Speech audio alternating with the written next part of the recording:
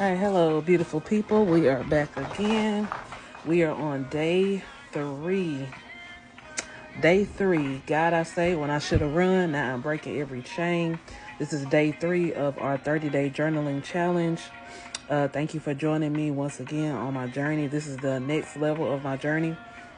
This is how I'm going to get it out. This is how I am able to co-parent with a narcissist. Like I said, if you haven't been following me before, I went into the backstory of how I met my children's father. He is a narcissist, and now I'm having a co-parent with him. And while on this journey, like I said, God gave me a message to write this journal. Like, that was the best way for me to be able to get it out, is to write about it, talk about it, journal about it. So thank you for joining me on this journey. So now we are on day three. Here we go. All right, day three. God, I say, when I should have run, now I'm breaking every chain. Like I said, pre-orders are open now. You can, I can send you the link in the comments, or you can click the link in my bio. This is a 30-day healing journal for co-parenting with a narcissist, breaking cycles, and taking your power back. Like I said, we are on day three. You can see this is a journal. So, in a journal, you are going to be writing. All right. So first things first, every day we have a trigger truth. All right. Day three, our trigger truth for today is healing doesn't always look graceful. Sometimes it looks like burning bridges you should have never crossed. Yes, that is a trigger truth, and it's not always pretty. It's not always graceful. And grace has two meanings.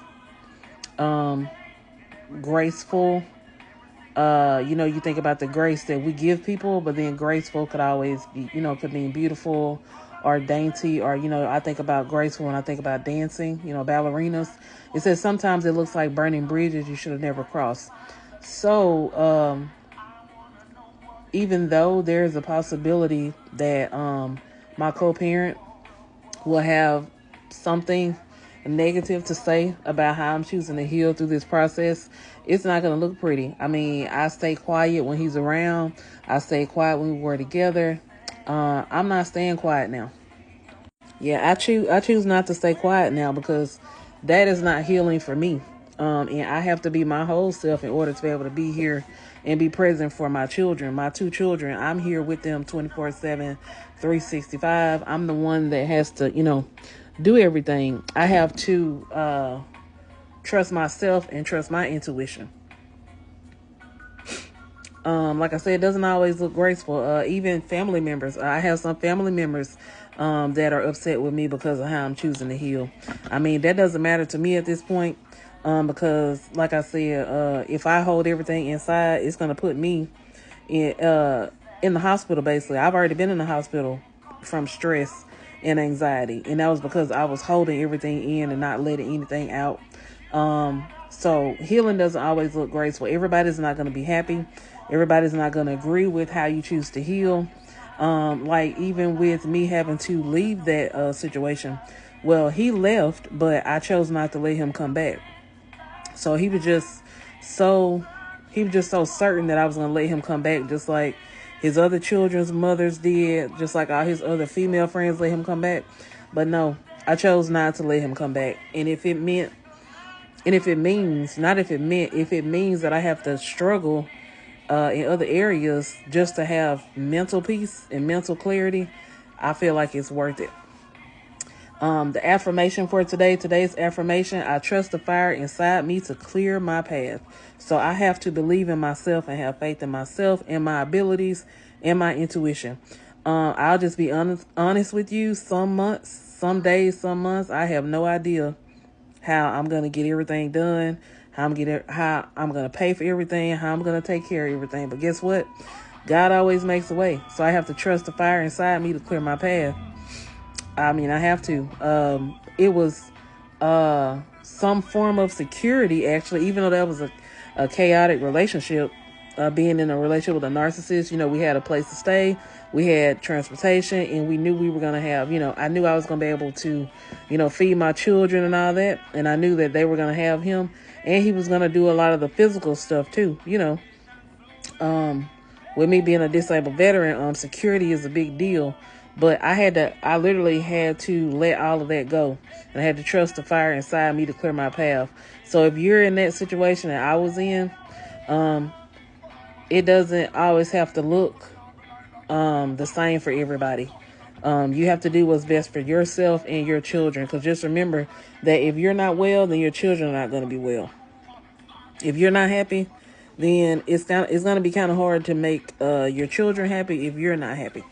Like I said, I have to basically play along to get along whenever he comes around, because I want them to be happy, and I want them to be able to experience, you know, him, you know, and the things that he does bring to the table when it comes to being their dad. But the affirmation is, I trust the fire inside me to clear my path. Now, the prompt for today: what have you been too afraid to let burn down for your own peace?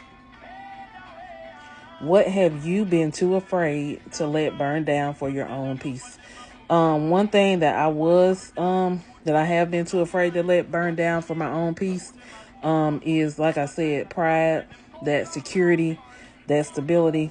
But now, you know, relationships that I have with other people, but now I don't care, you know, what other people think or how other people feel or what they will have to say about what I'm doing, as long as I'm at peace. Because like I said, I literally was in the hospital this year, and those same people didn't even know about it. They didn't even know about it.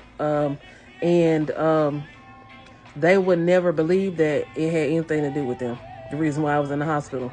I thought I was having a heart attack, and he said that I was having an anxiety attack. So that tells you something right there. That's why I was like, you know what? I got to do something about this. So, you know, I talked to my therapist about it. And that is one of the things that I have been too afraid to let burn down for my own peace, was other people's happiness and other people's comfort. So even if it makes other people uncomfortable, even if other people don't like what I'm doing or how I'm doing it, I had to let that go. I had to let that. And like I said, burning down or burning a bridge doesn't always have to be physical. And you don't always have to know, you know, from the outside looking in, that a person is burning a bridge. I'm a very calm, very peaceful person, but I can have a fire burning inside that you would never know about. So now to our self-check. What did I feel today? What did I need today? And what am I ready to release? All right. What did I feel today? Today, I felt happiness, for a very long time. I have not really, been comfortable, because I also deal with chronic pain as well. But today I did something I don't normally do. Like, I got up and I was active with my children today. So I felt happiness today. I didn't feel as much anxiety today as I normally do, and as much pain as I normally do. Now, of course, I still deal with chronic pain, but I did feel happiness today. What did I need today? I needed to release that energy today, and I needed to put a smile on my children's face today. That's what I needed to do today. I had to let go of some frustration, because I was in some pain. So I needed to let that go. And the way I chose to let that go was to get up and be active and have fun with my children. What am I ready to release?